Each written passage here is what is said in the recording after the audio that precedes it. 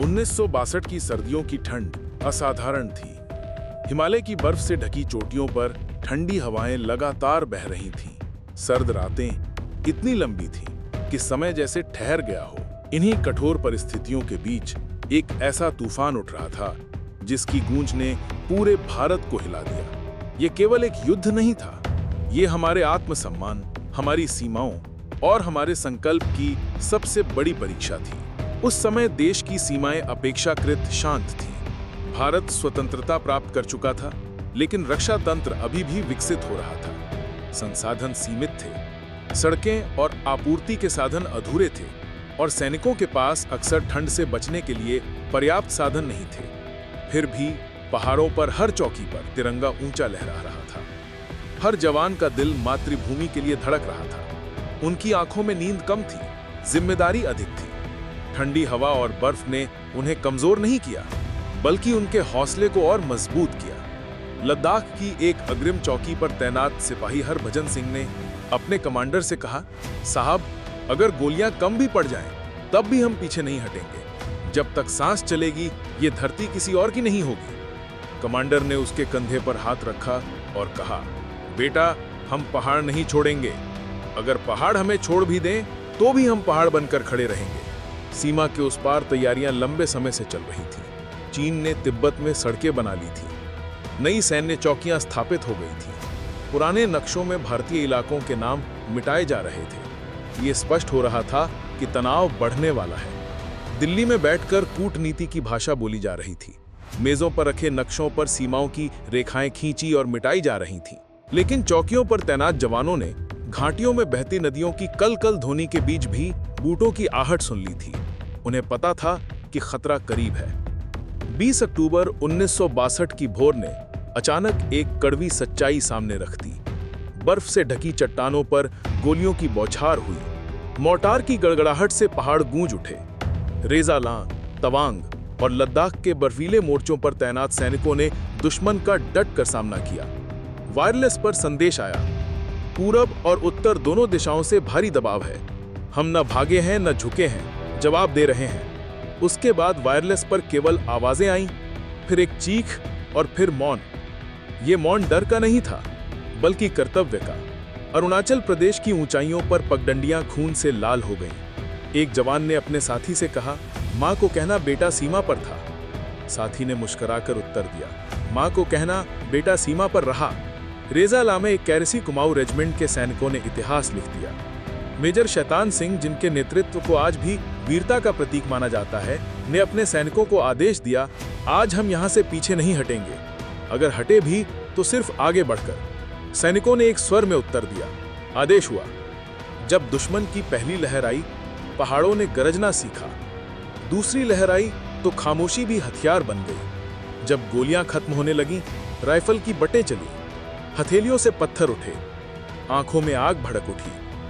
सैनिक एक एक करके धरती पर गिरते गए, लेकिन हर बलिदान ने यह वचन लिखा, ये मिट्टी हमारी थी, है और रहेगी। तवांग की ओर भारतीय टुकड़ियां संकड़ी घाटियों से उतरती रहीं। वे थकती रहीं, लेकिन रुकी नहीं।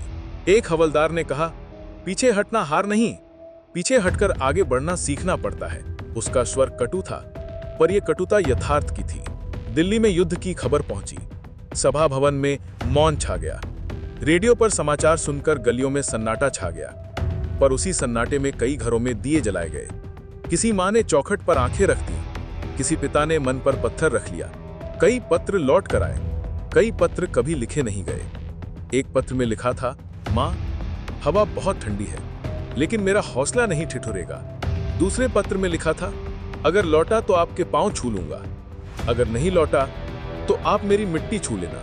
युद्ध अचानक शुरू हुआ था और उतने ही अचानक थम गया, लेकिन उसका बोझ लंबे समय तक देश के दिलों पर रहा।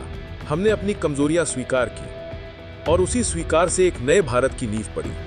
सीमाओं तक सड़कों का जाल बिछने लगा। नए पुल, सुरंगें और हवाई पट्टियां बनी। सैनिकों के लिए आधुनिक हथियार और बेहतर कपड़े उपलब्ध कराए गए।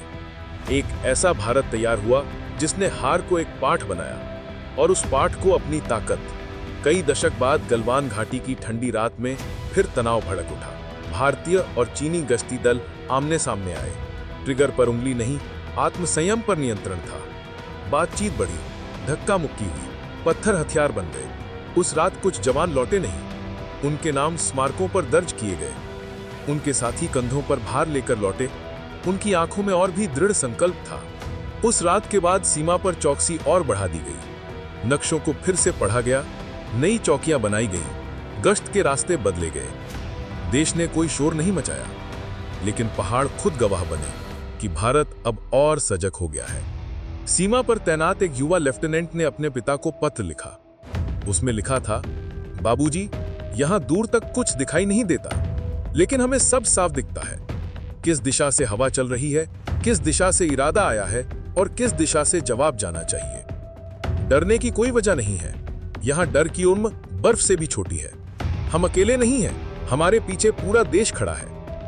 राजधानी के गलियारों में भी कदम तेज हो गए।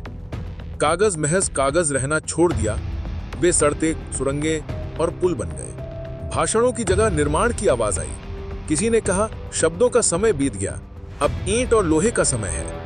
और ईंट और लोहे ने उत्तर दिया, हम पहले भी थे, अब और ज्यादा है। सीमा पर पहरेदार वही रहे, जिनके जूतों के नीचे बर्फ चरमराती रही, जिनकी हथेलियों में कंपस नहीं, साहस धड़कता रहा। बारिश, बर्फ, धुंध, पत्थर और खामोशी, इन सब ने मिलकर सीमा का एक संगीत रचा। उस संगीत में कभी अलार्म बजता रहा, कभी शांति की घंटी। ताल हमेशा एक रही, चौकसी। हर रात के बाद अगली रात आई, हर पहरे के बाद अगला पहरा, हर जवान के बाद अगला जवान, लेकिन संकल्प कभी नहीं बदला। एक शाम जब सूरज पहाड़ों के पीछे डूब रहा था, चौकी के रेडियो पर राष्ट्रगान की धुन बज उठी। जवान खड़ा हो गया, उसके चेहरे पर एक कठोर, शांत मुस्कुराहट आई। उसने धीरे से कहा, यही कारण है कि हम ठिठुरे लेकिन डरे नहीं। यही कारण है कि हम थके लेकिन रुके नहीं। उसने अपनी पुरानी नोटबुक खोली। पहले पन्ने पर लिखा था, हम शांति के पक्षधर हैं, लेकिन शांति हमारी कमजोरी नहीं है। जब सीमा पर कोई परछाई आई, हमने उसे मिटा दिया। जब रेखा धुंधली हुई, हमने उसे गाढ़ा कर दिया। जब किसी ने हमारे पहाड़ों की ओर आंख उठाई, हमने पहाड़ों से ऊंची नजर उठाकर कहा, वापस जाओ। नोटबुक के अंतिम पन्ने पर एक शहीद साथी का नाम दर्ज था। सामने तिथि और स्थान लिखा था। नीचे एक छोटा सा वाक्य लिखा था। वह हंसते हुए गया। जवान ने पन्ने पर उंगली फेरी, फिर आकाश की ओर देखा। उसने कहा, भाई, हमने वचन निभाया। उस रात हवा तेज थी, परंपराएं और गहरी हो गईं। पहाड़ों पर वही बर्फ थी, लेकिन चौकियों पर नए उषा काल की तैयारी थी। सूरज उगा, पहाड़ों ने एक नया रंग पहना। वह नीला नहीं था, वह सफेद नहीं था, वह शायद साहस का रंग था।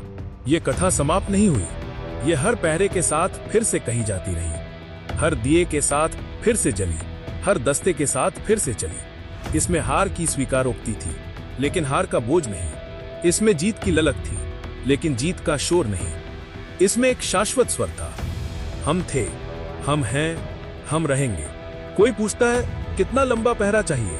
उत्तर आता है, जब तक पहाड़ है तब तक पहरा रहेगा, और जब तक पहरेदार हैं तब तक पहाड़ रहेंगे। कोई पूछता है, कब तक सावधानी?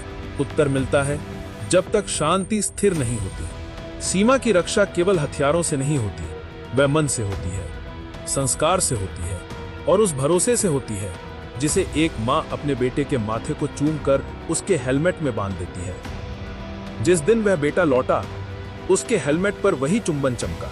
जिस दिन वह नहीं लौटा, चौखट पर वही चमक आंखों में भर आई। यह कथा उन सब के लिए है जो चौकियों पर खड़े रहे, जो नक्शों पर झुके रहे, जो पुल, सड़कें और सुरंगें बनाते रहे, जो तंबुओं में योजनाएं तैयार करते रहे, और उन घरों के लिए जहां कोई मां प्रतीक्षा करती रही। देश केवल नक्शों से नहीं बना, वह वचनों से बना, और जिन वचनों के आगे पहाड़ झुके, उनके आगे समय भी झुक गया। हमारा सिर कभी झुका नहीं, वह बस इतना झुका कि शहीदों के नाम पढ़ सके। हमारे कंधे कभी झुके नहीं, वह बस इतना झुके कि माताओं के चरण छू सके। हमारी आंखें नम हुई, पर धुंधली नहीं हुई। सीमा की रेखा जितनी पतली दिखी, उतनी ही मजबूत रखी गई। शब्द जितने धीमे बोले गए, संकल्प उतने ही ऊंचे लिखे गए। और जब एक बच्चा पूछता है, बाबा, पहाड़ों पर इतनी ठंड क्यों रहती है? पिता मुस्कुराकर कहता है, ताकि हमारे जवानों का उत्साह हमेशा गर्म रहे। जब बच्चा पूछता है, रातें इतनी लंबी क्यों होती हैं? पिता कहता है, ताकि हमारी चौकसी कभी सो ना सके। और जब बच्चा पूछता है, तिरंगा इतना ऊंचा क्यों लहराता है, पिता घुटनों के बल बैठकर कहता है, क्योंकि नीचे खड़े लोग कभी नीचे नहीं गिरे। यही कारण है कि पहाड़ों ने हमें परखा और हमने पहाड़ों को पार किया। यही कारण है कि इतिहास ने हमें कड़वे पाठ दिए और हमने उन पाठों को कवच बनाया। और यही कारण है कि जो तूफान एक बार उठा, उसने हमें तोड़ने के बजाय हमें गढ़ दिया। और आज भी सीमा की ओर चलती हवा के साथ एक स्वर गूंजता है, जय हिंद।